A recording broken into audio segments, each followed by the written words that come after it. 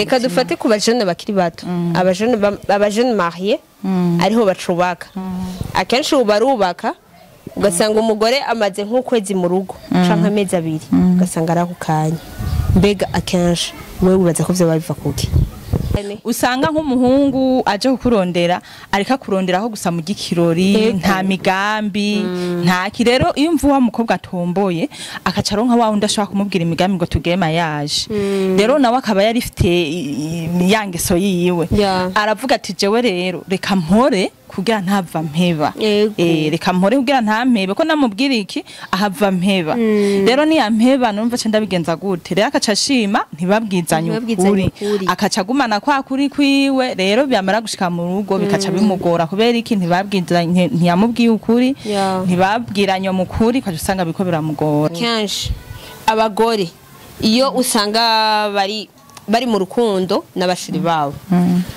ugasanga akenshi bakiri inkumi barakoresheje ibintu by'amaplanning dufata uko bageze mu rugo biranse ko basama akenshi birakunze kuboneka yuko navyo birimwe mu bibahukanisha kubera batevye gusama canke iki ivyo navyo bivuga kwiki agomba bikwagiritse urumva ariko ari ibintu tuba dukwiye kuza turikuraho natwe kugira tureke kwigereka k'imitwaro yego ni gute rero bo kwirinda gukoresha izo planning canke nikihe kintu wewe bahanura kubera ko imibiri hagira goyi aba bajone biki gihe nabantu bafite amaraso ashusha sivyo kubera ko dufashe abakobwa biki gihe bajana n'abapapa bafite abagore sivyo ukatosanga aratwayinda atari niyo ujya mu papa atari niyo umusheri wiwe kubera ko agenda n'abahungu benshi nikihe kintu rero bahanura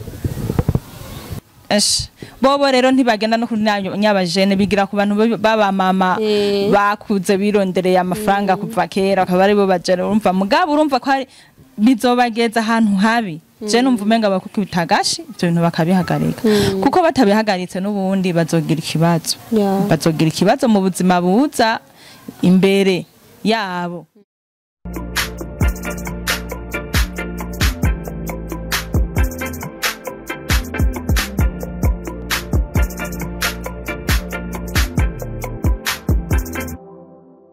Hello guys, mumeze neza soneri Carlene Aliou comme d'habitude musimosoye gwamenya musume no masoye nyana.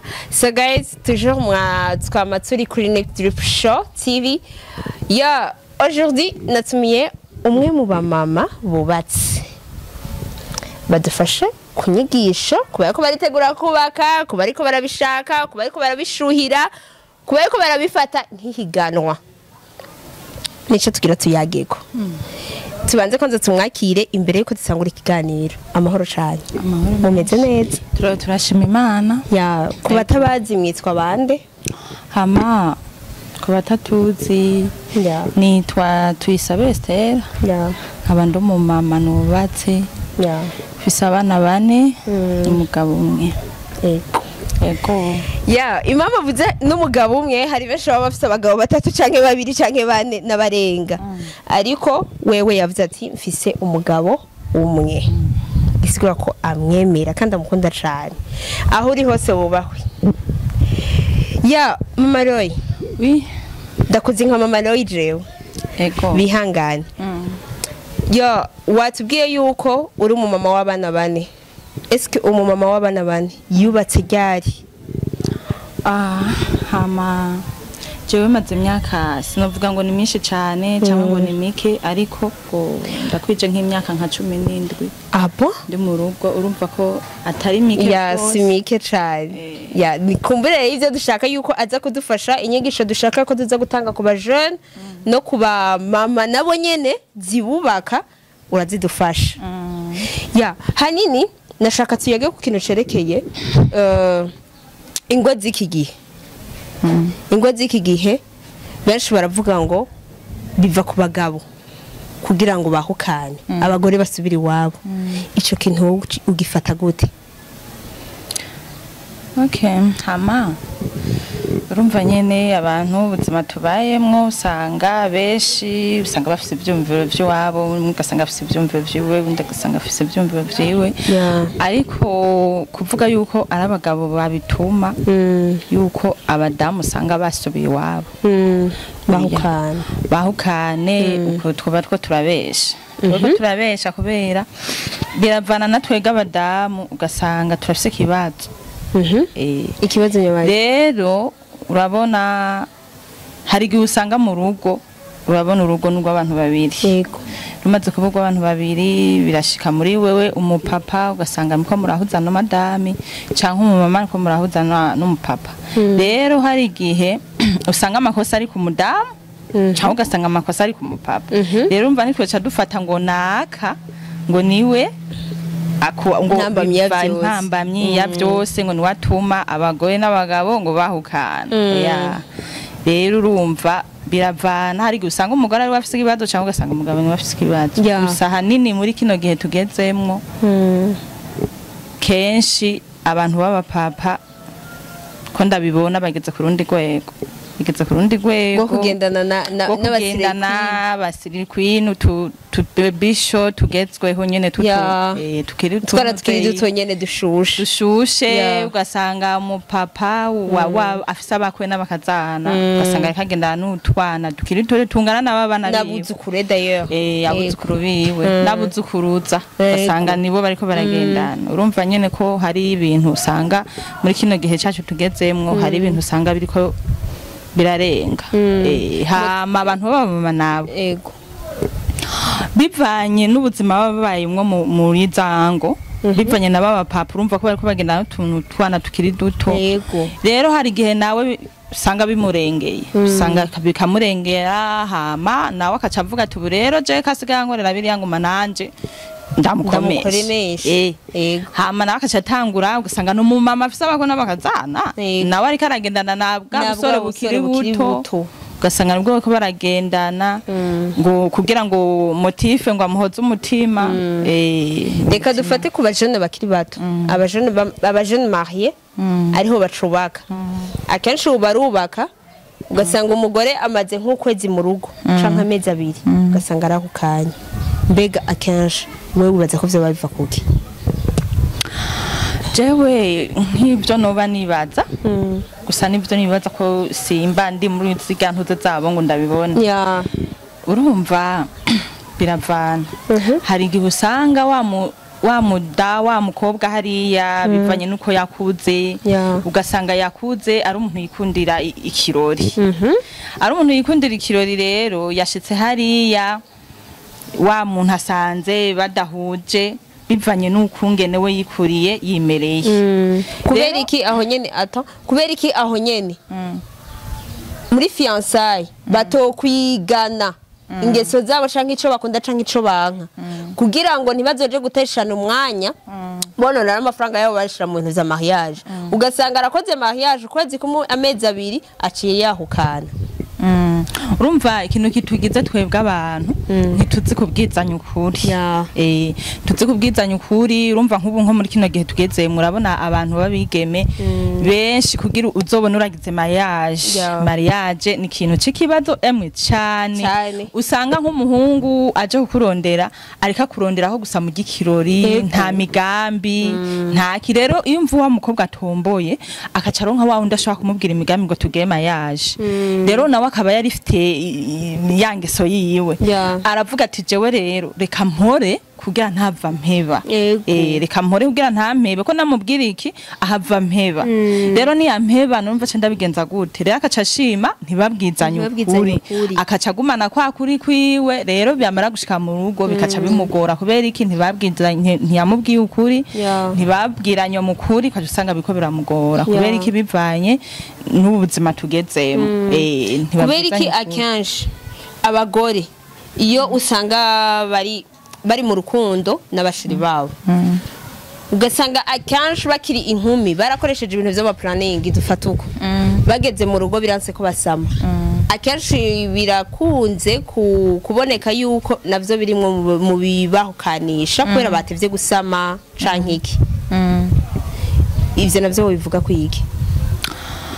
Ego ivyo kenshi birakunda kuba kandi henshi cyane ugasanga nk'umuntu aramaze imyaka n'indi bivanye n'ibintu yagiye ariteza kubera kugira arabe nyene zangeso nyene n'izangeso nakubarira ukaca usanga ni kwa kundi nyene ko kutabwizanya ukuri n'ubu urumva yaravyiteje twagwa nawe yawo mugabo ntiyamubwiye ko yagiye kuri vya bintu urumva yashikayo akaca ntamubarire kumbe byavuye kuri bya bintu yagenda kwiteza ntamubwiza ukuri rero wewe mu papa yamubwira ati none ko bimeze uko bigende gukesha urabona ko naneho amakosa bakunda kuyata kuri twega abadamu kandi twe tutavyara nitwo bakunda naho ikoze ryo bari ku mugabo amakosa aba ku mugore ugasanga ngo batako nibo batavyara naho yo bari wafise ikibazo ugasanga na mugore ni watavyara rero urumva muri ico gihe je numva umenga gusa ukuri kuragoye kuri kubwizanya ukuri biragoye kuko urumva ko kenshi n'abadamu canke abigeme kenshi urumva ko natwe twikwegera tukishira mu kaga kandi tutari dukwiye kubibamba je nk'ikintu nufata nkanura nk'abakobwa numva umenga nk'ivyo bintu boza baragenda ku ma planning boza barabihagarika kubera iki kuko urumva ni wabijako bizogarukanira ingaruka mbi niwamara kubaka urugo rwawe utuma utaronka uruvyaro kandi worose uruvyaro bivanye n'ibintu wagiye kwiteza je numva umenga ikintu nobahanura nk'abigeme kuko hajya kutaronka umwana birababaza cyane urazi wagiye kubaka ubuze kugira uronka umwana ugasanga imyaka 2 3 5 iraheze kandi ni wowe ivyo bintu wagiye kuvyikwegera umva ko goma ari umutwaro kuri wewe kandi wabigize ibanga warese no kubibwira umugabo wawe wowe ubwo mufise wa mutwaro kandi bikagoma bikwagiritse urumva ariko ari ibintu tuba dukwiye kuza turikuraho natwe kugira tureke kwigereka k'imitwaro ni gute rero bo kwirinda gukoresha izo planning canke nikihe kintu wewe bahanura kubera ko imibiri hagira goye aba bajone biki gihe nabantu bafite amaraso ashusha sivyo kubera ko dufashe abakobwa biki gihe bajana n'abapapa bafite abagore sivyo ukaca usanga aratwayinda atari niyo ujya mu papa atari niyo umusheri wiwe kubera ko agenda n'abahungu benshi nikihe kintu rero bahanura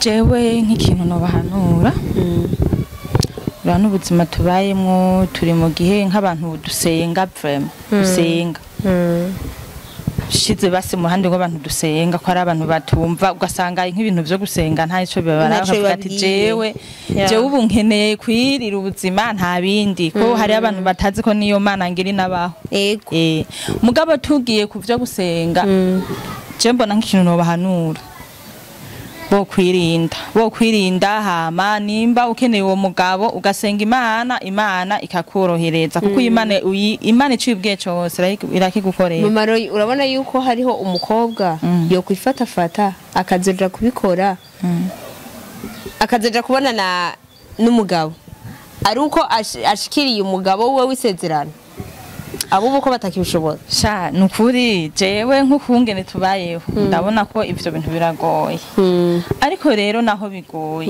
kuko urumva nyene satani yaramaze kutunyoha rero naho bigoye nkuko byose no gushira imana imbere tugasenga kubera nta kintu just no bava ndabahanura mwe muzo muragenda mwama planning kurumva kari kibazo kigaruka kandi uni muzo muragenda mwihereza abo bagabo urumva bose planning nazo wazimenyereje hari gihe zizo guhinduka ejo ni bya bindi biguhinduka nturonka umwana ugasanga warazize narose n'umwana ugasanga kubera ko wafashe nyinshi nibivyimba bije kumunda zira birate bivyimba neza beshi babaze kubera ayo ma planning surtout ibintu vy'ama pirire ama 72 heures menshi simeza nama bivuze nicaho ikintu rero wahanura aba mama cane uyu musi tuhagarare ku ba mama cane kubera ko aba mama bubu baragowe aba mama bubu bararushe ningo zabo benshi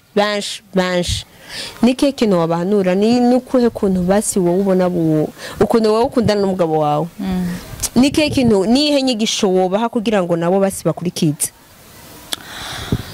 okay jenga ikintu novuga nko mu mama no hanura abandi ba mama urabona ubuzima tubayemwo biragoye, turi mu bihe bibi, turi mu bihe bitoroshe, aba mama usanga barira bagowe bivanye n'ivyo abagabo babo bariko barabakorera. Bakagenda ugasanga kwa kundi nakubwira ko bagenda bagahurira n'utwana tukiri duto hiyo wa mudama akavyumva, hari umuntu adashobora kuvyakira. Hari umuntu uko tubayo turaba mama twese nitumeze cyo kimwe, ntidufise imitima imwe. Hari umuntu ico kintu gishobora gushikira ntashobora kwiyakira bikanka. Mugabo muri ico gihe numva umenga nuhanura aba mama, muri ico gihe ubonye ico kintu kigushikiye nukwishiramwo twihe, kuko umva nico gihe tugeze twiha amahoro, hama wowe uje ku mavu usenge, hama byose ubihereza Imana. Je numva umenga nico nobabwira, kuko nta kindi kintu mbona cyo hindura isi nabigeme bubu canka batama bubu abapapa bubu atari Imana yonyene. Nisigaye yonyene, nisigaye gutunganya ibintu, nasigaye ibintu vyarayangaye. Ego rero nk'abantu baba mama ico no bahanura benshi bamaze imisi bariko bamwe bafa bivanye n'ibibazo bafise, bakagwara amavese mu mutwe, ugasanga imitsi yaturitse, bakagwara mu mutwe bakaja kwa rojanti bivanye n'ibibazo. Je numva umenga nko mama no hanura ico kintu nibabona kibashikiye iyakire, wiha amahoro, ukironka twatwo kurya ushobora kufungura ukagaburira abana, iha amahoro. Rero muri ico bintu biboneka kuba mama cane gose, kubera ko namba hari umuntu akunda agaherezako n'umugore. Yego twebwe dufise agatima koroshe gose gakunda nabi. Abagabo rero akenshi ntibafadika, kubera ko abagabo impamvu mvuze ko badafadika ntimuhave munyumvira ukundi, ni kubera ko abantu ibintu byose baba babona kumenga nibisanzwe. Bandanye nshaka kuravuga rero urumva je kintu nuhanura abadamu nibaje ku mavi basenge, kuko nta kindi kizohindura abagabo bacu, nta kindi kizohindura abo bayigeme, nta kindi kintu ni Imana yonyene isigaye, kuko ibintu byaramaze kuyangara mw'isi. Abantu umva sinzi ntibibaza ko n'Imana ikibaho. Oya jere ikintu no bahanura nk'abadamu nka jewe, nibaje imbere y'Imana basenge, hama ibisigaye Imana izovyikorera. Nimba ico kibazo kigushikiye iha amahoro, kuko niwafata ukacujana nkuko ico kibazo kigize, uzosanga wagwaye mu mutwe ugeze kwa rojanti, usanga wagwaye avese, umutsi waturitse bace bakujana ku mpanda. Uravyumva? Muri ico gihe cutahura rero uri nk'umumama ufise abana bawe bangahe, 5 6 7 3 2 sivyo? Ishire muri ca kibanza rero niwamara kugwara yantuze mu mutwe bace bakujana ku mpanda, ca wiyumvira bwa buzima abana bawe bazobasigaye babayemo, wiyumvire bwa buzima abana bawe bazosigaramwo, uca wiyumvira umuryango wawe igihe uzobusigayemwo. Wa wundi wa mupapa umva guteye ama stress we yarigiriye mu twibiri, wewe ni wafa abana bazoregwa na mukase baturubikwe babe muri bwabuzima. Wewe rero iha amahoro, ufise utwurya uturye, hamu uje ku mavi usenga Imana, ibisigaye Imana izovyikorera, kuko numva umenga nuko nyene twakigenza, kuko abadamu bararushe. Nuko je numva umenga niyo mpanuro no abadamu nka jewe, kugira baje ku mavi basenge, hama ibisigaye Imana izovyikorera, kubera ntivyoroshe. Tugirwe ko no kubajene, kuko abajene nabo nyene biki gihe basigaye bakubagana cyane ku buryo bahukanisha ingo z'abandi. Mbe ni ihemanuro woha abakobwa b'abajene bageze mu bigero?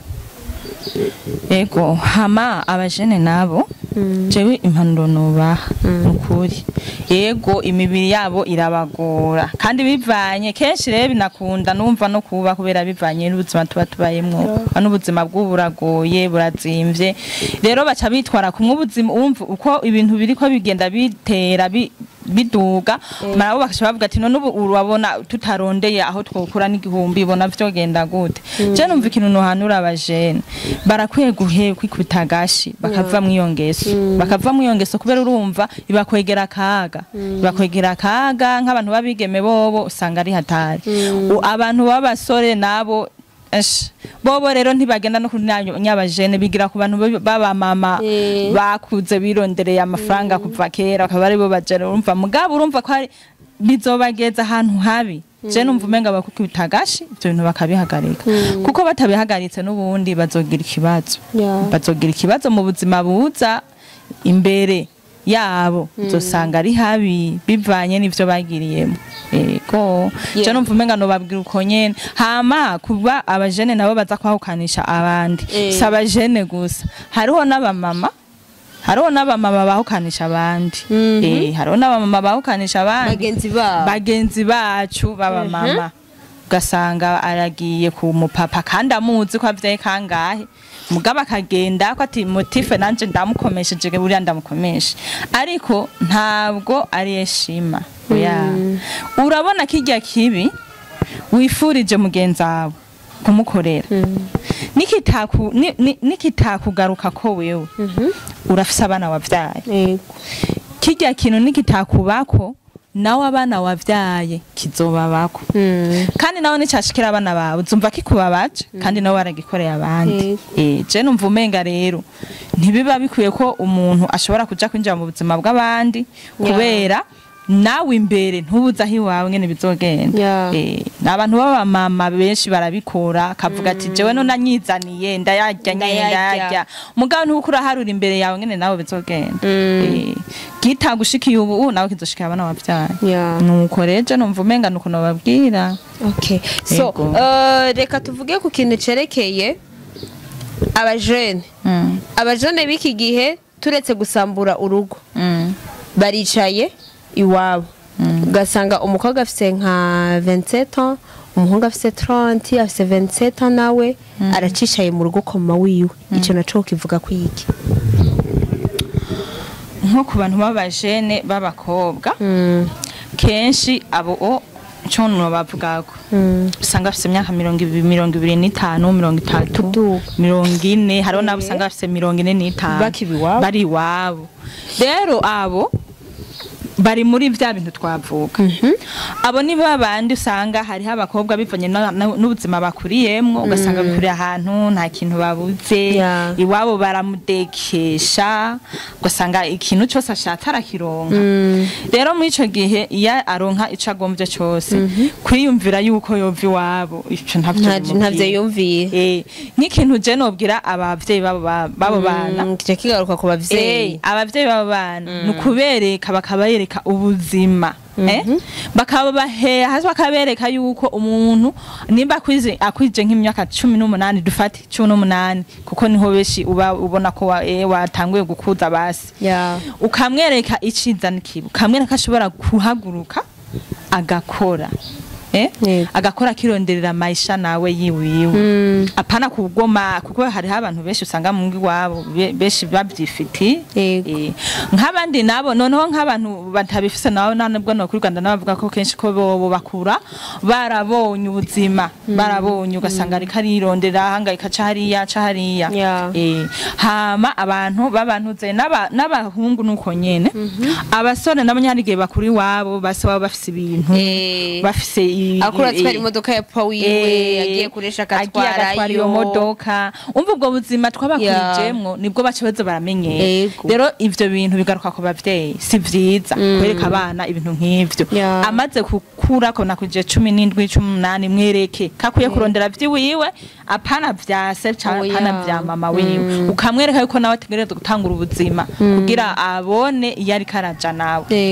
kubera ni akurira mu ivyo bintu ntazo kwiteza imbere nawe azoguma abona none singa papa ransumira mama rangabira ico nshaka bampa imuzi sohotse sokera kuri jewe none wumva aziyumvira kuva iwabo nikizokunda kandi nawe yoronka nabo bahungu nk'uwo mwigema karonka n'uwo muhunga muresha aba ari umuntu atani cafise rero ntayemera ko baja gutangurana ubuzima ntigikunda ko havuga ati jenze gutangura ubuzima wacu turafise vyose tuja gutangura ubuzima nkande jewe rero ndigumiye ngaha ugasanga benshi bikurije aguma benga mu bisanzwe aguma benga bahungu kubera ngo ntaco bafise bamuha nuko kandi ivyo rero biba vyavuye ku bavyeyi ikindi naco reka mvuge ku kintu twatwibagiye nibaza ko twatwibagiye ku kintu cerekeye ama eglise abantu baza barabesha abakobwa ngo ujya se umugabo wawe w'Imana yaguteguriye abakozi b'Imana mu bihagarike muko muratuma abana babandi baguma iwabo muko muratuma abana babandi babindaye banavyarira ni wabo canke baja ku mugabo atari ni wisezerana ahubwo wisezerana rujya wamubujije yego akaca baho ubuzima bubi ujya bari bakundanye imyaka 10 imyaka 6 imyaka 5 uramumubujije agiye kuba bakundanye amezi 2 3 barakoze mahera batararigana batariga ngo bamenyane bavuga ati nakakundiki nimwe muri ko muratuma abakozi b'Imana mutuma abana bandi bakora baho ubuzima bubi batari barateguriwe motife ngo Imana yagutumye ngo Imana yavuze iki Imana idafise kumubwira ati jana umugabo wawe erega natwebwe turasenga turafise kubona ati yo ati Imana yanyeretse ujya muntu niwe les amis Imana natwe Imana yatuvugiramwe ntivugira kuri mwe bw'imwenye so reka ndagushimire cyane mama Loye ndagushimiye cyane urakoze cyane n'abandi bamama bose bifuza guca kuri Nick Drip Show ready muratubwira muturondera kuri kanimero mutakabonye kandi akavuge ni 66 53 66 02 n'intahe zose turazakira welcome yari ni Carlene Alu comme d'habitude Miss Marcel Gwamenye musumene maso y'inyana kuri Nick Drip Show ciao ciao